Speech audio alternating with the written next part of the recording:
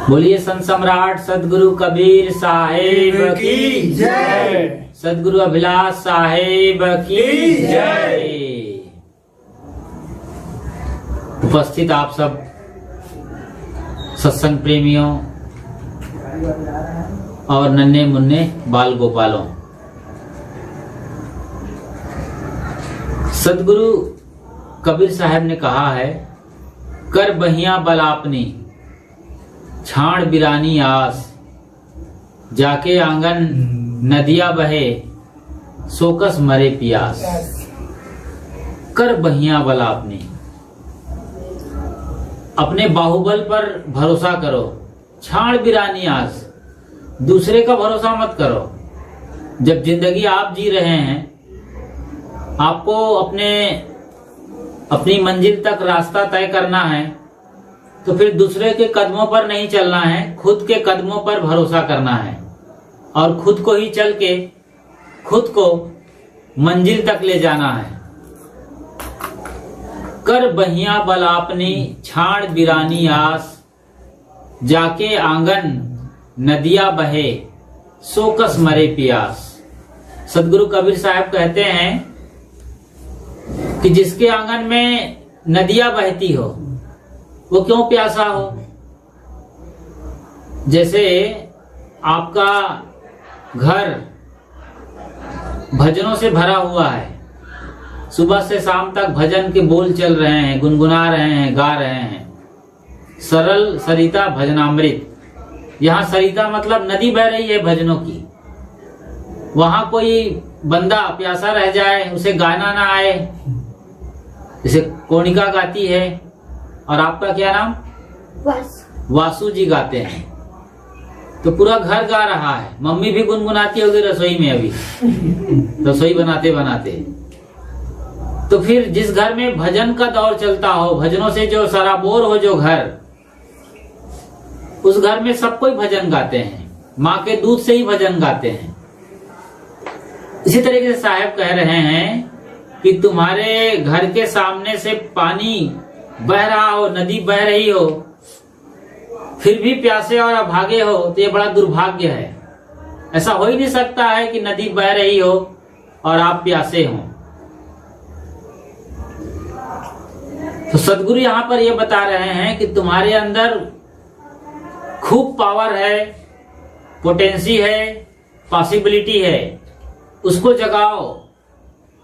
बरगद का दाना देखा है, फल तो देखा होगा, दाना शायद गौर ना किया हो।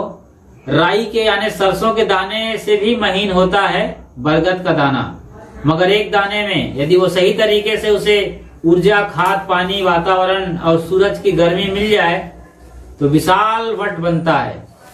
एक गांव उसके नीचे बच सकता है, एक महीन दाने के अंदर वो संभावना है।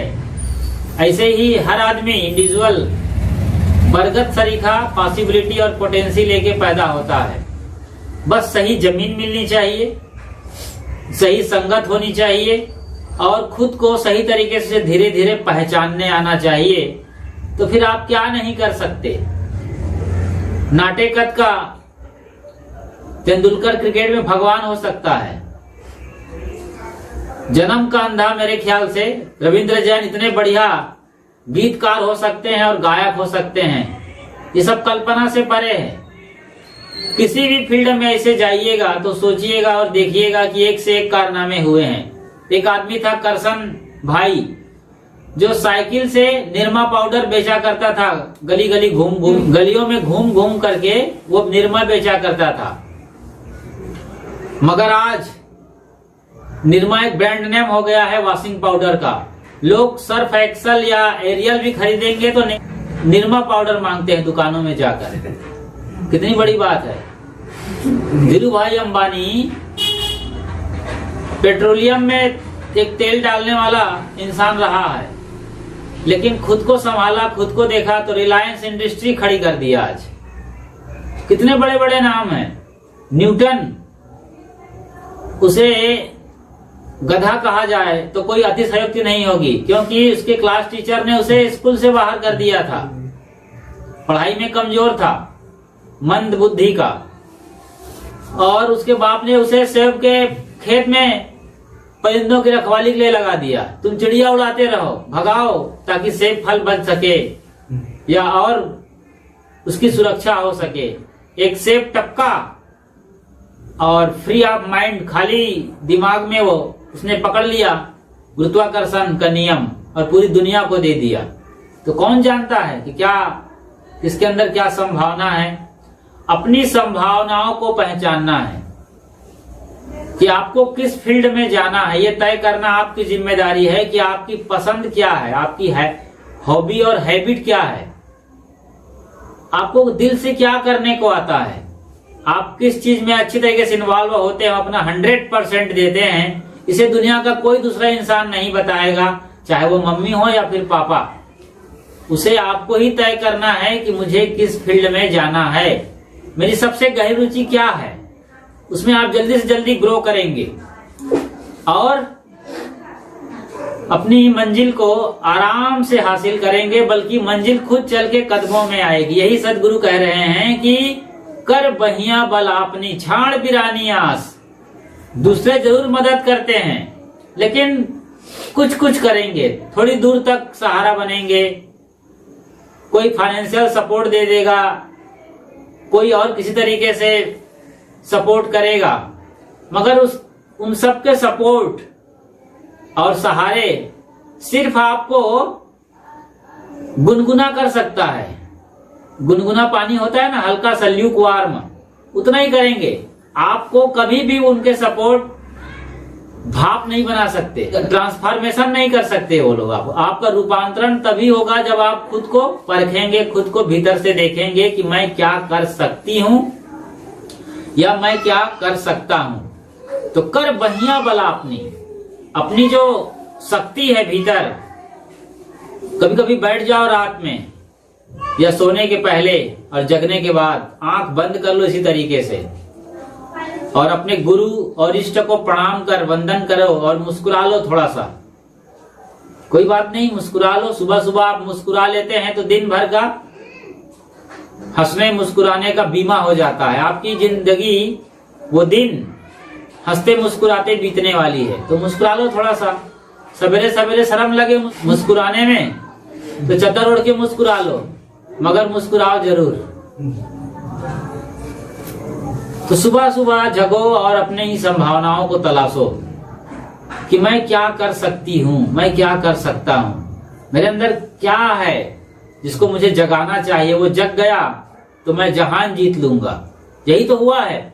जो लोग आज नाम कमा रहे हैं किसी भी फील्ड में जाकर के, वो खुद के साथ रहे, खुद की संभावनाओं को तलाशते रहे। गिरे पड़े सब हुए, गिरे पड़े पीटे भी, लेकिन ठहरे नहीं, बस चरे वेती चलते रहो चलते रहो। तो वो पल भी आएगा जब आप कामयाब होते हैं, क्योंकि कामयाबी केवल मंजिल पर पहुंचने से नहीं होती है। पत्थर को तोड़ना हो तो छीनी से और हथौड़ी से मारा जाता है उसको बराबर। एक हथौड़ी लेके एक पत्थर को मारते रहो तो हो सकता है 500वीं प्रहार में वो पत्थर 2 टुकड़े तो हो जाएगा, लेकिन वही 500वीं प्रहार ही काफी नहीं था, वो तो आखिरी प्रहार था, खाली इशारा भर का। दरअसल पहली प्रहार जो मारा था, पहली चोट, वो ज्यादा कीमती है। इस बात को आप समझते हैं तो फिर कभी भी कहीं से भी सीख सकते हैं। तो कर बहिया बल आपनी छाड़ बिरानी आस। दूसरा कोई आपकी मदद करने वाला नहीं है। मैंने कहा ना, थोड़ी बहुत मदद कर सकते हैं गुनगुना करने के लिए, उससे ज्यादा नहीं। आपको भाप बनना है, वाष्पित होना है, 100 डिग्री पर खौलना है, तो आपको जलना होगा, खौलना होगा। हमारे महान राष्ट्रपति APJ अब्दुल कलाम साहब ने कहा है, तुम्हें चमकना है दुनिया में तो जलना होगा। जब आप जलते हैं सूरज की तरीके से, अपने को खपाते हो, ये तपश्चर्या है, ये साधना है, ये अपने आप को तौलना है, अपने को मिटा देना है। मिटा दो अपनी हस्ती, गर मर्तबा चाहो कि दाना खाक में मिलकर गुले गुलजार होता है। क्या बात है, कितना दम है इसके अंदर में। मिटा दो अपनी हस्ती, गर मर्तबा चाहो दुनिया में कुछ करना है, कुछ हासिल करना है तो मिटा दो अपने आप को। जैसे जमीन में बीज जाता है कि दाना खाक में मिलकर गुले गुलजार होता है। एक दाना अकेले जमीन के अंदर चला जाता है, अंधेरा है, वहां सीलन है, बदबू है, कीड़े मकोड़े आ रहे हैं उसे काटने के लिए, खाने के लिए, नोचने के लिए, लेकिन किसी की कोई परवाह नहीं करता, आराम से बैठा रहता है, अपने साथ रहता है, कर बहिया अपने बाहुबल का भरोसा करता है, अपने के साथ रहता है और पड़ा रहता है बेहिसाब, बिना किसी सपने के और संभावना के, अपने साथ होकर के। तो एक दिन आता है कि वही बीज धरती का सीना फोड़ करके, फाड़ करके, चीर करके मुस्कुराता हुआ लहराता है सूरज के सामने। फिर 2 पत्ते, 10 पत्ते, 50 पत्ते, फिर तो एक बड़ा पेड़ हो जाता है। वही बरगद का पेड़ देख लो आज, वो बरगद का बीज आपके अंदर है, संपुट रूप में, बीज रूप में। उस बीज को वृक्ष बनाना है तो अपना फील्ड खुद को चुनना है, माँ बाप के कहने से नहीं। माँ बाप संभावना बता सकते हैं, अपनी पसंद थोपते हैं अक्सर, तो माँ बाप अपनी पसंद थोपते हैं कि मैं ये सोचता हूँ, तुम्हें ये करना चाहिए, हमारे घर में ये सिलसिला चलते आया है तो यही होना चाहिए, तुम भी यही काम करो, तुम भी ये जॉब करो, तुम भी ये नौकरी करो। लेकिन आपको खुद तय करना है कि मेरे अंदर क्या संभावना है। कर बहिया बलापनी छाड़ बिरानी आस, जाके आंगन नदियां बहे, संभावनाओं की नदी बहती है। क्योंकि हर आदमी इस दुनिया में अनूठा है और अकेला है। ये अंगूठा है, ये अंगूठा पूरी दुनिया में 7 अरब की आबादी है, हो सकता है अब 8 अरब के करीब पहुंच गए होंगे आप। किसी से ये अंगूठा मैच नहीं करता, जो फिंगर प्रिंट है वो किसी का नहीं मिलता, ना अपने माँ से, ना बाप से, ना भाई से, ना भतीजा से। आप अनूठे हो, आपको इस कुदरत ने, इस प्रकृति ने, भगवान ने, परमात्मा ने, जो भी नाम लीजिए आप, उसने आपको एक अलग ही कारनामा को अंजाम देने के लिए भेजा है। आपको वो चमत्कार करना है जो आपके भीतर में समाया हुआ है। इसलिए कभी रुकिए मत कि हम गरीब हैं, कमजोर हैं, अपाहिज हैं, या किसी भी तरीके से अपने को दीनहीन महसूस मत करिए। अंधे, लूले, लंगड़े तो और ज्यादा चमत्कार करते हैं। जो फिजिकली कमजोर होते हैं उसके अंदर मेंटल पावर काफी तगड़ा होता है। दशरथ राम मांझी जैसा आदमी ने क्या गजब का काम किया, पूरा पहाड़ खोद दिया। उसकी पत्नी आ रही थी उनके लिए खाना पहुंचाने, मेरे ख्याल से कहानी यही है। खेत जा रही थी खाना पहुंचाने के लिए और पहाड़ के रास्ते से उसको आना होता था। पहाड़ पर फिसली और वहीं उसका अंत हो गया। इस घटना ने दशरथ राम मांझी को झकझोर दिया और वहीं उसने तय किया कि आज के बाद ये पहाड़ नहीं रास्ता होगा, और जुट गया छेनी हथौड़ी लेकर के। खोदता रहा सालों। लोगों ने कहा पागल हो गए हो क्या, वो चली गई तो क्या दूसरी शादी नहीं कर सकते, लड़कियों की कमी क्या तुम्हारे लिए, एक नहीं 56 लड़कियां ले आएंगे तुम्हारे लिए। मगर वो 56 भी किस काम का, जिसके साथ दिल लगाया था, जिसके लिए जिया था, वो दर्द नहीं जाने वाला था, और वो दर्द उसने बांटा पूरी दुनिया के लिए। मतलब अपना स्वार्थ नहीं देखा, उसने परमार्थ देखा। अपना स्वार्थ है तो बहुत छोटा सा होता है, क्षुद्र स्वार्थ। उसी में जैसे चुल्लू भर पानी में आदमी डूबता उतराता, आखिरकार मर जाता है, चला जाता है। उसने दुनिया के लिए देखा कि मेरी पत्नी आज मरी है, कल किसी और की बीवी मरेगी, कल कोई और मरेगा, तो फिर उसने उसी क्षण पहाड़ को पहली छीनी मारा और पहाड़ खोद दिया। लग गए उसको, बरसों लग गए होंगे। सर्च करके आप जान सकते हैं कि उसने पहाड़ खोद कर ही दम लिया और आज वो अमर हो गए। ऐसी कितनी कहानी है, कितनी घटनाएं हैं जो बताती है कि आपके आंगन से नदी बह रही है। कर बहिया बलापनी, ये बीजक में सदगुरु कह रहे हैं। संतों के सम्राट सदगुरु कबीर साहेब एक बड़ा उदाहरण देते हैं आपके घर आंगन की। जिन चीजों का आप इस्तेमाल करते हैं घर में, चाहे वो सूप हो, चलनी हो, सुई हो, मुसल हो, और आज के अत्याधुनिक चीजों को तो वो कहाँ आप इस्तेमाल करते हैं वो नहीं जानते। उनके जमाने में जो कुछ था वो बता रहे थे। अपने जमाने में यानी कि आज से 600 साल पहले जो भी चीजें घर आंगन में थी, गांव में, देहात में, घरों में, वो सब कुछ बता गए। वो बड़ा उदाहरण देके समझाते हैं, उन चीजों का उदाहरण देकर। यहाँ क्या बता रहे हैं कि जिसके आंगन में नदी बहती वो प्यासा हो, पानी में मीन प्यासी, पानी में मीन पियासी, मोही सुन सुन आवत हासी, पानी में मीन प्यासी। पानी में मीन प्यासी हो, ये तो हो ही नहीं सकता है। पानी को माफ करिए, मछली को किस बात की फिक्र है? कोई बैन लगाया है क्या कि आपको बिस्लरी ही पीना है, ये पीना नहीं है? वो तो जब चाहे मर्जी पीती, उसी में जन्मती, उसी में पीती है, उसी में और पूरा परिवार पैदा करती, उसी में विदा हो जाती है। ये पानी में मतलब हम सब प्यासे हुए हैं, सब कुछ मिला हुआ है। परमात्मा ने, इस प्रकृति ने हमें सब कुछ दिया है, मगर हम छोटे छोटे क्षुद्र स्वार्थों में अटके हुए हैं और रोना रो रहे हैं। नैरो माइंड हो गए हैं हम। नैरो माइंड वाला आदमी क्या कर सकता है? आप विस्तार से देखो, इस संपूर्ण ब्रह्मांड के लिए आप पैदा हुए हो और संपूर्ण ब्रह्मांड आपके भीतर समाया हुआ है। 70% पानी पूरी दुनिया में है और आपके बॉडी में भी 70% पानी है। हर अनुपात आपके साथ घट रहा है परमात्मा का आत्मा से। यही है परमात्मा, ये पूरा अस्तित्व है जो जगत दिखाई दे रहा है। जड़ चेतनात्मा के पूरे अस्तित्व का नाम परमात्मा है। परमात्मा कहीं आसमान में एक कुर्सी पर या एक कोने में नहीं बैठा है और आप कठपुतली नहीं हो जो उसके इशारे से चलते हो। पूरा अस्तित्व ही परमात्मा है, वही समाया हुआ है।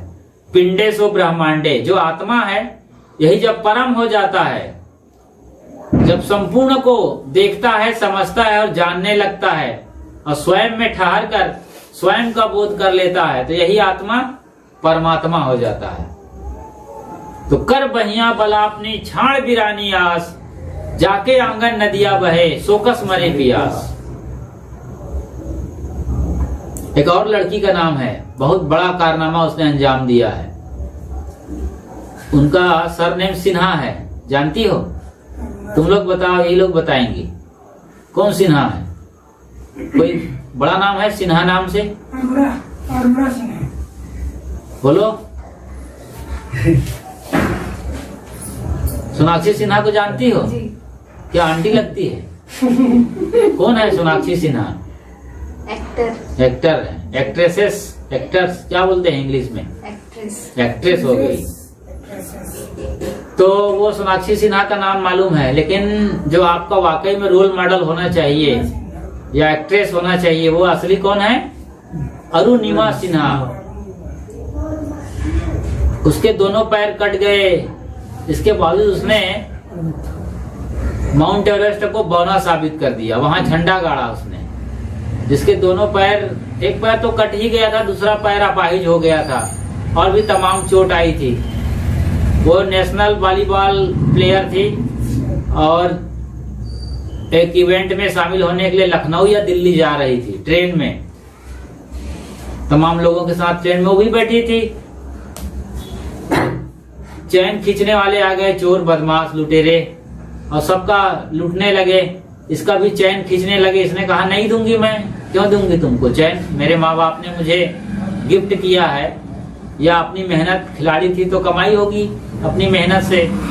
तो खिलाड़ी जज्बा और जुनून नहीं दी उसने, तो उसको फिर वो आवारा बदमाश चोरों ने उठा करके ट्रेन के बाहर फेंक दिया। बताइए, फेंकने के नाम से इनके मुंह खुल गए, है ना? सोचो जब कितनी बड़ी घटना है।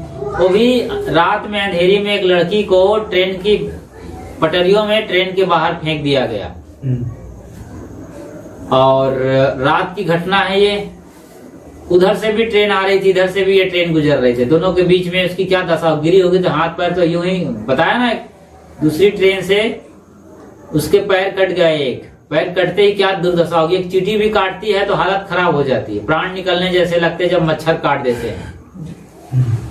हिला के रख देता है एक मच्छर। और वहां ट्रेनों के बीच में वो दौड़ती धड़धड़ाती ट्रेन दौड़ रही है 150-200 के रफ्तार से, 300 के रफ्तार से, क्या होगा? तो सोच सकते हो क्या हुआ होगा।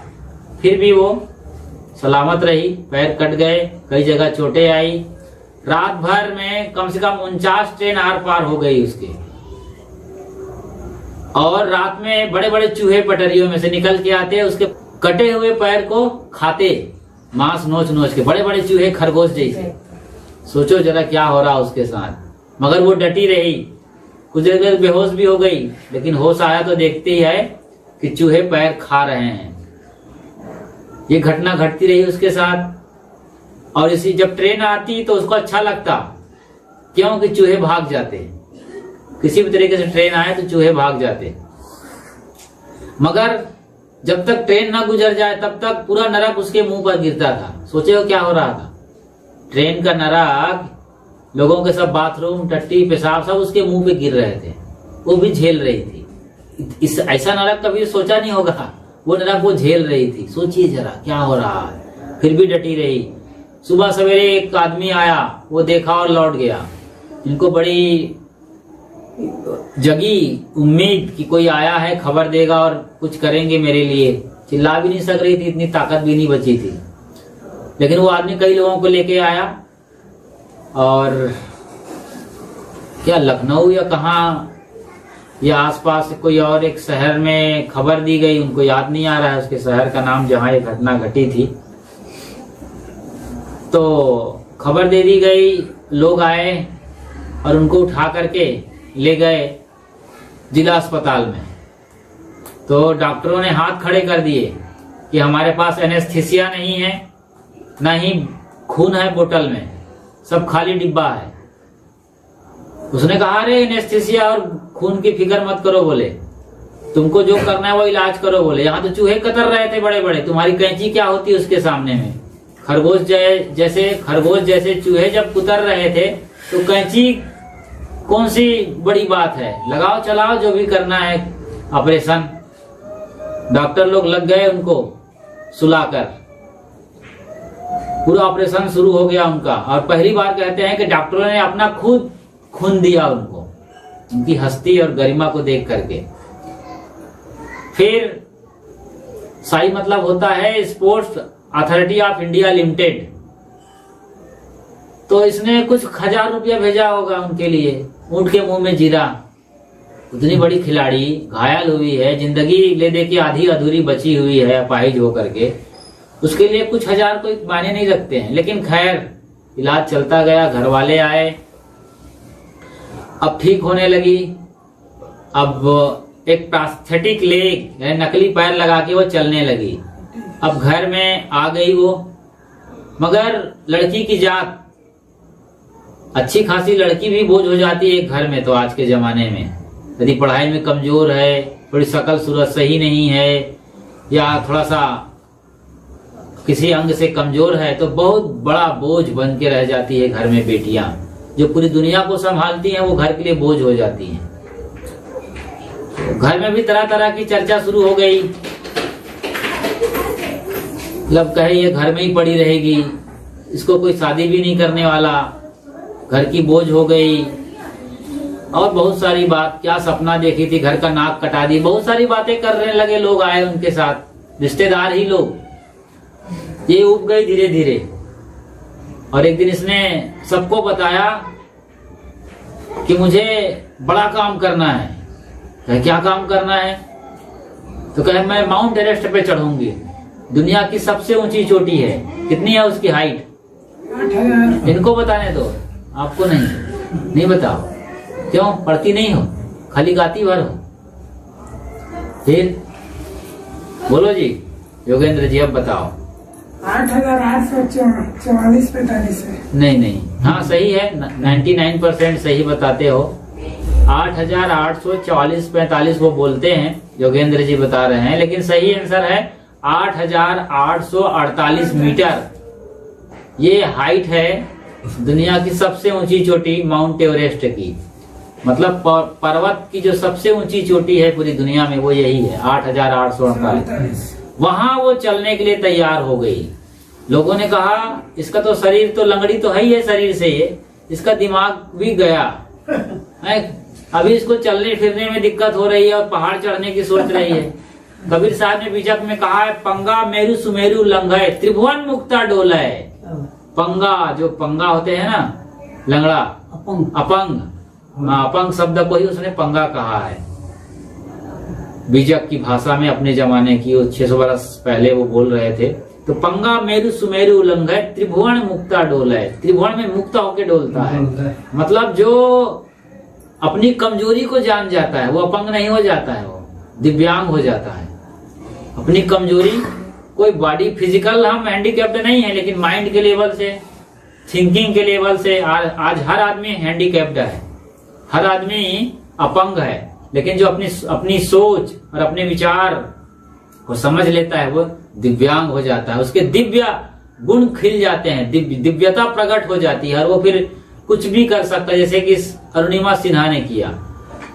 फिर घर वाले तैयार हो गए, घर वाले जो उनके खास भाई हैं, माँ बाप हैं, वो कहे कि ठीक है बिटिया, जो तुम चाहोगी वो सब सपोर्ट करेंगे।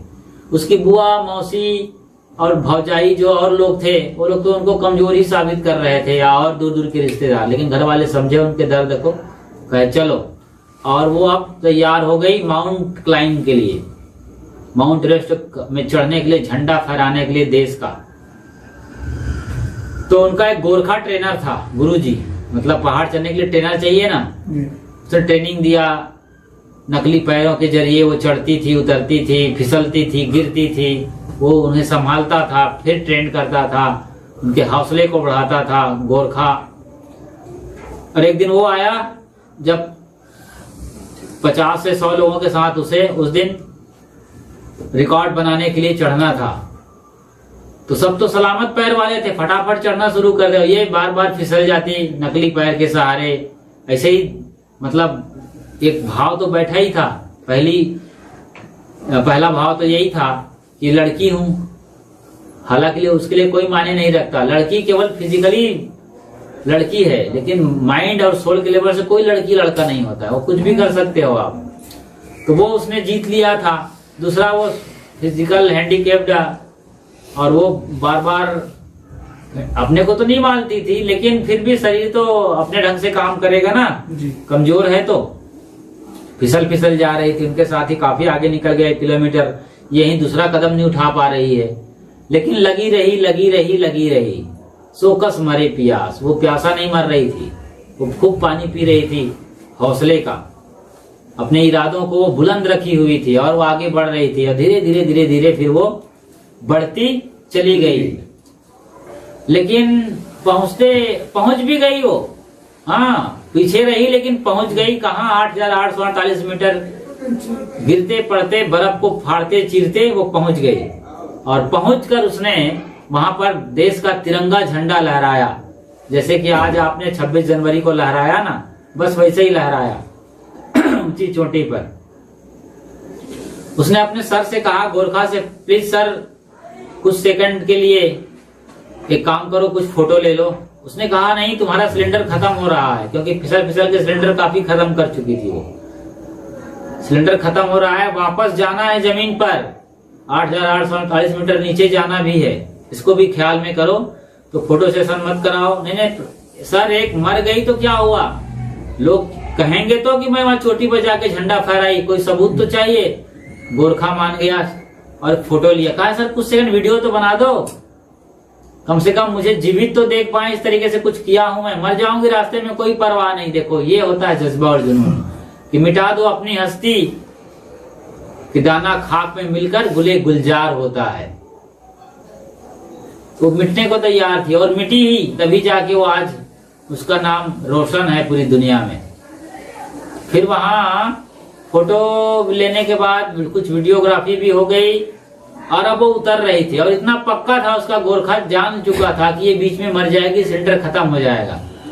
और वो गोरखा ऐसा गुरु था कि वहां वो सिलेंडर शेयर करने वाला नहीं था ऑक्सीजन का, क्योंकि वो उसको खुद को भी उतरना है, तो वहां कहाँ सिलेंडर उनको देगी कि अपना दोनों विदा हो जाएंगे फिर तो खुद को बचाने के लिए वो उसका मरना तय हो गया था एक तरीके से। लेकिन कहते हैं जाको राखे साइया मार सके ना कोई। तो वो उतर रही थी, सिलेंडर का बस खत्म होने ही वाला था कि उधर से कोई दूसरा फॉरेनर चढ़ रहा था। सुबह सुबह का रहा होगा वक्त दिन का, तो वो चढ़ रहा था, चढ़ाई कर रहा था। ये उतर रही थी। अब वो देखता है कि एक तूफानी हवा चलने लगी इसी बीच।